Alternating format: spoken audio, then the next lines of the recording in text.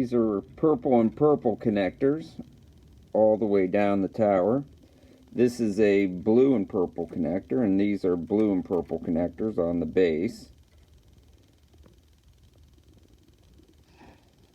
These are actually blue rods and blue rods. These are the flexible purple rods.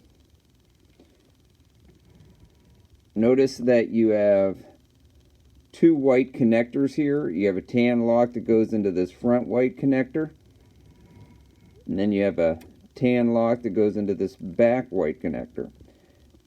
A little gray connector right here to hold things in place. Motor bracing right here, blue rods down into a white connector, keeps the motor from shifting. Pretty basic design. It's a simple classic. People like to watch it work. See if we can't turn it on. Give you an idea what it looks like.